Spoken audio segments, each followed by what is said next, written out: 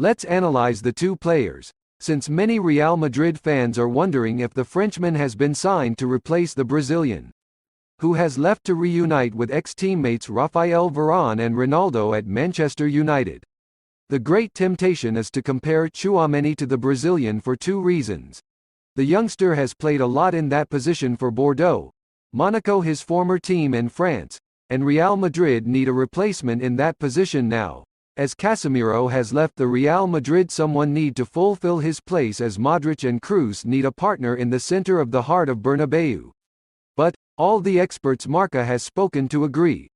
To lock him in that role is to limit him, although he can do very well there. Where he has performed best is in the double pivot, although this season he has evolved a lot as a number 8 with the ball, one French football insider told Marca. He has evolved by playing facing forward and filtering passes. That said, he still struggles when it comes to getting into shape and turning his back. In that, he needs to improve if he wants to play further forward. As a midfielder, he recovers and plays quickly. And then, he has a great shot. In Spain, not many people know him well and only a few people have watched Monaco's games, not least because Ligue 1 is not available on TV in Spain. He is a modern midfielder, one of those players who opens up the debate as to whether they should be a holding midfielder or a number 8, is the analysis from one of those who have been following him. It's almost a shame to place a player like him as a defensive midfielder because that would limit his qualities, such as his ability to get forward and play more box-to-box. Tchouameni the ball winner. One thing is clear, which is that Tchouameni is a tremendous recovery player. In fact, in 2021 he was named the best in the world in this regard by SofaScore. In total, he managed 139 steals, 185 tackles and 450 recoveries. But, is he just that? No. At Real Madrid, he will play a lot of time as a replacement for Casemiro, but he is not just a Casemiro, if you will allow that expression. In time, as happened with Casemiro, Tchouameni will likely end up as a pure pivot, but the Brazilian, at the Frenchman's age of 22, was also more of a forward-thinking midfielder at São Paulo and Castilla and, only with the passage of time, has he become a pure holding midfielder. The same process will probably happen to the Frenchman. But, Real Madrid don't have enough time. In a few years' time, he will end up there, but now it would be a sin if he only played there, as it limits his creative ability, is another view from France, with Antoine Simoneau, a leading journalist of L'Équipe, concluding the analysis.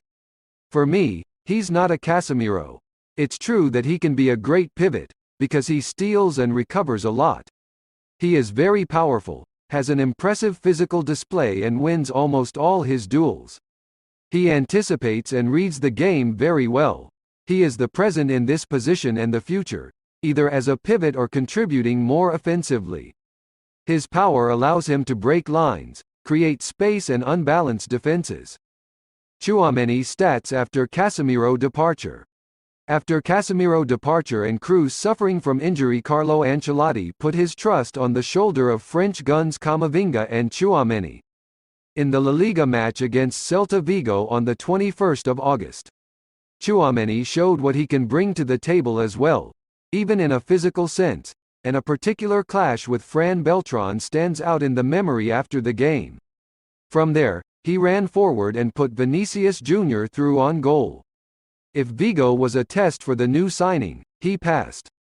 He had more recoveries than any of his teammates, 9, more interceptions, 3, and more clearances as well, 4. Whether it was winning the ball or distributing it, Tchouameni did well and had a lot of intensity to his game. As we've said before, he's a player with a very different skill set to Casemiro, Ancelotti said of the midfielder. He played well today and he has shown what he shows us in training. He has character, he's good with the ball, and he plays well.